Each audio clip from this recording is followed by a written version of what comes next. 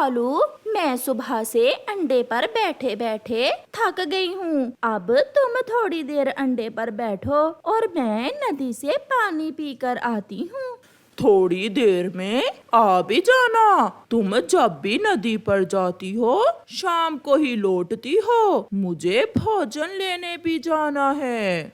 मर तो नहीं जाओगे तुम अंडे पर बैठने से। जैसा ये अंडा मेरा है वैसे तुम्हारा भी है। ये कहते हुए गौरी कौवी अपने घर से निकल जाती है। गौरी कौवी नदी पर जाती है। वहाँ चिड़िया, कबूतर और मिट्ठू बैठे हुए थे। गौरी कौवी चिड़िया से पूछती है, चिड़िया आप सब कहाँ जा रहे हैं? गौरी, हम सब दोस्त आज झरने की सैर करने जा रहे हैं। हम वहाँ जाकर पार्टी करेंगे और झरने के ठंडे ठंडे पानी में नहाएंगे। झरने पर मैं भी जाऊंगी आपके साथ। मगर गौरी बहन, आपने तो अंडा दिया हुआ है, अंडे पर कौन बैठेगा? अंडे पर मेरा पति बैठ जाएगा। ये सुनकर कबूतर हंसने लग जाता है। अंडे का पिता? पहली बार सुना है कि अंडे पर अंडे का पिता बैठेगा। आप जाएं, मैं भी आपके पीछे ही आती हूँ। मैं अभी कालू जी को बता कर आती हूँ। फिर गौरी कौवी पानी पिए बिना ही वहाँ से घर वापस भागती है। नहीं, तुम झरने पर नहीं जाओगी। मुझे भोजन लेने जाना है और तुम अंडे पर बैठोगी। क्या मुसीबत है, मैं तो कहीं आ जा भी नहीं सकती। सब घूम फिर रहे हैं और मैं तो अंडे की ही होकर रह गई हूँ। मगर कालू कौवा कोई बात सुने बिना ही वहाँ से चला जाता है। मुझे कुछ करना होगा, वरना जब तक अंडे से बच्चा बाहर नहीं आ जाता मैं तो कहीं भी जा नहीं सकूंगी। गौरी कुछ सोचकर अपने घर से निकलती है। वो ये भी नहीं सोचती कि उसका अंडा अकेला है। गौरी कौवी अपनी जाति की एक दूसरी कौवी के पास जाती है। मैं तुम्हें 100 रुपए दूंगी और दाना फ्री में। मगर मुझे करना क्या होगा? जितने दिन मेरे अंडे से बच्चा बाहर नहीं आ जाता तुमने मेरे अंडे पर बैठना है। उस कौवी को ये काम बहुत आसान लगता है और वो मान जाती है। गौरी कौवी अपने अंडे के लिए किराए की माँ लेकर घर वापस जाती है। घर जाकर गौरी उस कौवी को अंडे पर बिठा देती है। अब मेरा काम आसान हुआ। अब मैं बाहर भी जा सकूंगी और घूम फिर भी सकूंगी। मालकिन, मेरे लिए दाना ले आना। बाकी की आप चिंता ना करें, मैं आपके अंडे की अच्छे से रक्षा करूंगी। गौरी घर से निकलती है। वो सीधी चिड़िया के पीछे झरने पर चली जाती है। मैं आ गई। गौरी, तुम अपने अंडे को अकेला ही छोड़कर आ गई हो क्या? नहीं चिड़िया, मैंने अपने अंडे के लिए किराए की माँ ले ली है। आज से वही मेरे अंडे पर बैठा करेगी और मैं करूँगी मौज मस्तियाँ। गौरी, एक माँ को अपने बच्चों के लिए अपना सब कुछ कुर्बान करना पड़ता है।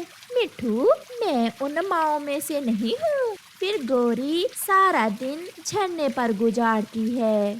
शाम को कालू कौवा जब घर आता है तो अपने घर में एक अजनबी कौवी को देखकर उससे पूछता है, कौन हो तुम और यहाँ मेरे घर में क्या कर रही हो? मुझे आपकी पत्नी ने अंडे पर बैठने के लिए तनख्वाह पर रखा है। ये सुनकर कालू तो हैरान हो जाता है। क्या? ये क्या कह रही हो तुम? आप अपनी पत्नी से पूछ लेना, वही मुझे यहाँ छोड़कर झरने पर गई है। मुझे भूख लगी है, क्या आपके पास कुछ खाने को है?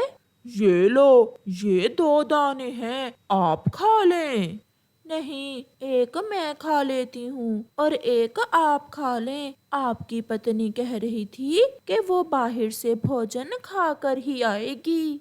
पहली बार कालू कौवे से किसी ने प्यार से बात की थी। उसे उस कौवे की ये बात बहुत अच्छी लगती है। फिर कालू कौवा एक दाना खुद खा लेता है और एक उस कौवे को दे देता है। शाम होते ही गोरी भी घर पहुंच जाती है। अब तुम जाओ कौवी और कल मुंह अंधेरे ही काम पर आ जाना। मैं आ जाऊंगी। वो कौवी वहाँ से चली जाती है। पक्षी संतान के लिए दुआएं करते हैं और आपको ऊपर वाले ने अंडा दिया है, मगर आप अपने अंडे से प्यार ही नहीं करती हो। प्यार करती हूँ, इसीलिए तो अपने अंडे की रक्षा के लिए किराए की माँ रखी है। तुम चिंता ना करो, इस कौवी को तनख्वाह मैं अपनी माँ से लाकर दे दूंगी। गोरी कौवी थकी हुई थी, इसलिए वो सो जाती है। दूसरे दिन मुंह अंधेरे ही गोरी कौवी के घर लूसी कबूतरी आ जाती है। गोरी, मैं दूसरे जंगल मेला देखने जा रही हूँ, क्या तुम भी जाओगी? मेरी नौकरानी आने ही वाली होगी, वो आले मैं तो जरूर जाऊंगी। तो फिर मैं जाती हूँ, तुम बाद में आ जाना। रुको रुको लूसी, कालू, जब तक वो कौवी नहीं आ जाती तब तक आप अंडे पर बैठ जाओ। गुजरा समय हाथ नहीं आता, मेरी ये बात याद रखना। मगर गोरी कुछ बोले बिना लूसी के साथ मेला देखने चली जाती है। गोरी की नौकरानी भी आ जाती है। अरे अरे, ये क्या, आप अंडे पर बैठे हुए हैं? उठे आप, मैं आ गई हूँ, मैं बैठ जाती हूँ। फिर वो कौवी अंडे पर बैठ जाती है। आपका नाम क्या है? मेरा नाम गुलाबो है, मैं अनाथ हूँ। मैं काम की खोज में घर से निकली थी कि आपकी पत्नी मिल गई, मगर ऐसा काम पहली बार मिला है मुझे। ये बहुत आसान है मेरे लिए। आप बैठें, मैं आपके लिए भोजन लेकर आता हूँ। नहीं, मैंने अभी अभी दाना खाया है। फिर गुलाबो और कालू कौवा बातें करने लग जाते हैं। ऐसे ही दिन और रात गुजरते गए। गोरी सारा सारा दिन घर से बाहर रहती, वो सैर सपाटे करती। गुलाबो कौवी गोरी के अंडे पर बैठी रहती। आहिस्ता आहिस्ता कालू कौवे को गुलाबो से प्यार हो जाता है। एक दिन कालू कौवा गुलाबो से कहता है, गुलाबो, क्या तुम मुझसे शादी करोगी? मैं आपको बहुत खुश रखूंगा। क्या, ये क्या कह रहे हैं आप? आपकी पत्नी तो गोरी कौवी है। मैंने शादी जिंदगी गुजारने के लिए की थी, मगर जब से गोरी से मेरी शादी हुई है उसने मेरी जिंदगी तबाह कर दी है। उसके करतूत तुम्हारे सामने ही तो हैं। वो कौवी मान जाती है। कालू और गुलाबो शादी कर लेते हैं। शाम को जब गोरी एक फंक्शन से घर वापस आती है तो दरवाजा अंदर से बंद था। दरवाजा क्यों बंद है? कालू, दरवाजा खोलो। ये दरवाजा तुम्हारे लिए हमेशा हमेशा के लिए ही बंद है, तुम यहाँ से जा सकती हो। मैंने गुलाबों से शादी कर ली है। ये सुनकर गोरी रोने लग जाती है। कालू, ऐसे ना कहो। कालू, जो भी हुआ मुझे माफ कर दो। गोरी, मैं बहुत खुश हूँ जो मुझे इतना प्यार करने वाला पति मिल गया, और तुम बहुत बुरी हो जिसने खुशियाँ अपने हाथों से गंवा दी। फिर गोरी कौवी रोती हुई वहाँ से चली जाती है। कौवे ने गुलाबों से दूसरी शादी की। इसमें दोष कालू कौवे का है या फिर उसकी पत्नी गौरी कौवी का? ये आप कमेंट करके बताएं, हमें इंतजार रहेगा।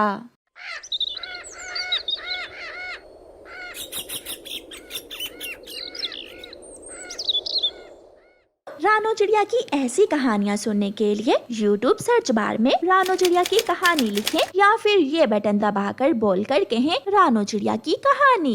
रानो चिड़िया गर्भवती थी। वो अंडे देने के लिए किसी सुरक्षित जगह की खोज में थी। रानो चिड़िया और मानो चिड़ा जंगल जंगल घूमने के बाद इंसानों की बस्ती की तरफ जाते हैं। मानो जी, वो देखें, सामने एक खाली घर है, हम वहाँ अपना घोंसला बना सकते हैं। हाँ, वो जगह ठीक रहेगी, चलो हम वहाँ जाते हैं। रानो चिड़िया और मानो चिड़ा उस घर की तरफ जाते हैं। रानो, आप कुछ देर यहाँ आराम करो, मैं घोंसला बनाने के लिए तिनके लेकर आता हूँ। रानो चिड़िया वहीं बैठ जाती है और मानो चिड़ा तिनके लेने चला जाता है। मानो चिड़ा जगह जगह से तिनके जमा करता है और वहाँ लाकर छोड़ देता है। रानो चिड़िया घोंसला बनाने लगती है और मानो चिड़ा फिर से तिनके लेने चला जाता है। वो दोनों मिलकर बहुत मेहनत से अपना घोंसला बना लेते हैं। शुक्र है घोंसला तो बन गया, मगर एक चीज भूल गया, मैं अभी आया। अब कहाँ जा रहे हैं? सुनिए तो। मानो चिड़ा जल्दी से उड़ते हुए फूलों के बाग में जाता है और वहाँ से कुछ फूल तोड़ता है। मेरे फूल जैसे बच्चों के लिए ताज़ा ताज़ा फूल, इन फूलों की खुशबू मेरे बच्चों को अच्छी लगेगी। जब मानो चिड़ा वो फूल लेकर वापस जाता है तो उनके घोंसले में 2 सुंदर सुंदर अंडे आ चुके थे। मानो चिड़ा अपने अंडों को देखकर बहुत खुश होता है और फूलों को घोंसले पर सजा देता है। जब हमारे बच्चे अंडों से निकल आएंगे तो हमारे घोंसले में कितनी रौनक हो जाएगी। मुझे तो उस दिन का बेसब्री से इंतजार है। मानो जी, मुझे बहुत भूख लगी है, क्या आप अब कुछ देर अंडों के पास रुकेंगे? मैं कुछ दाना दूंगा ले आऊं, आप भी थक गए होंगे। नहीं नहीं, मैं ठीक हूँ, मैं लेकर आता हूँ। दाना नहीं, मीठा फल। आज हम मीठा फल खाएंगे। मानो चिड़ा खुशी से उड़े फिर रहा था।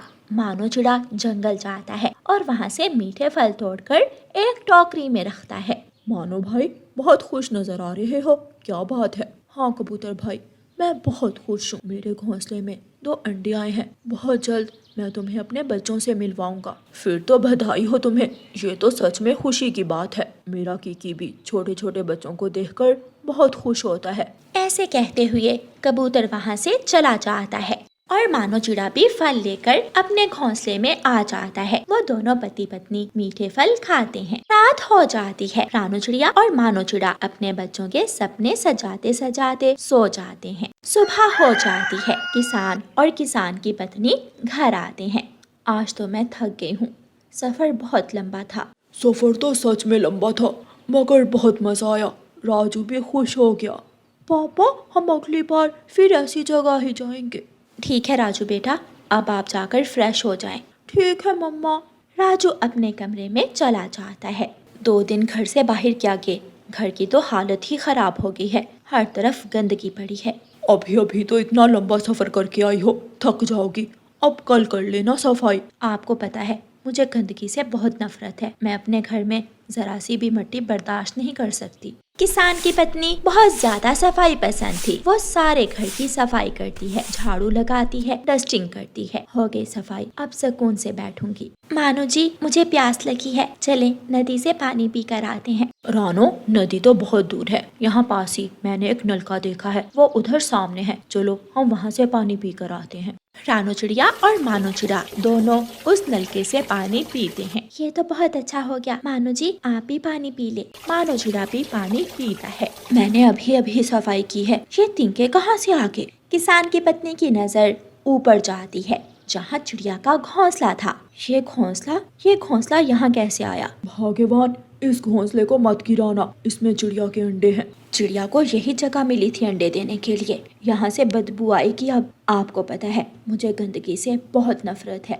किसान अपनी पत्नी को बहुत समझाता है मगर वो नहीं मानती और चिड़िया का घोंसला गिरा देती है। चिड़िया के अंडे नीचे गिरकर टूट जाते हैं। जब रानो चिड़िया और मानो चिड़ा पानी पीकर वापस आते हैं तो वहाँ घोंसला ना देखकर परेशान हो जाते हैं। मेरे बच्चे, मानो जी हमारा घोंसला कहाँ गया? किसान की पत्नी घोंसले के तिनके और टूटे हुए अंडे एक तरफ इकट्ठे करके वहाँ से चली जाती है। वो देखो रानो, किसान की पत्नी ने हमारी खुशियों को आग लगा दी। रानो चिड़िया और मानो चिड़िया की आंखों में आंसू थे। वो अपने घोंसले के तिनकों के पास बैठकर रोने लगते हैं। कितनी जालिम थी ये औरत, आखिर ये भी तो एक माँ है। क्या ये एक माँ की भावनाओं को नहीं समझ सकती थी? उसने मेरा घोंसला तोड़कर मेरे सारे सपने तोड़ दिए। मैं उससे बदला लूंगी, मैं उसे कभी माफ नहीं करूंगी। रानो चलो वापस जंगल चलते हैं, छोड़ो ये सब। नहीं, मैं ऐसे नहीं जाऊंगी।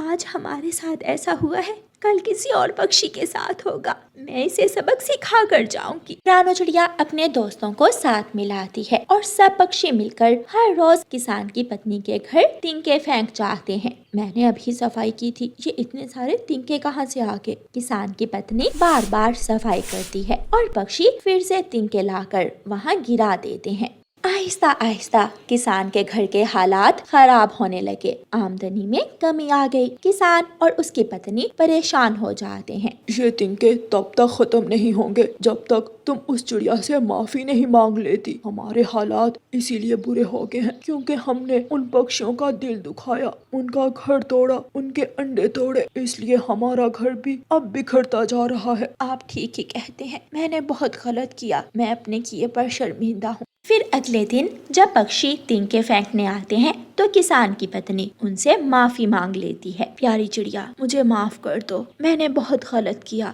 मुझे अपनी गलती का एहसास हो गया है। मैं आइंदा कभी ऐसा नहीं करूंगी, मुझे माफ कर दो। रानो चिड़िया अपने दोस्तों को लेकर वहाँ से चली जाती है।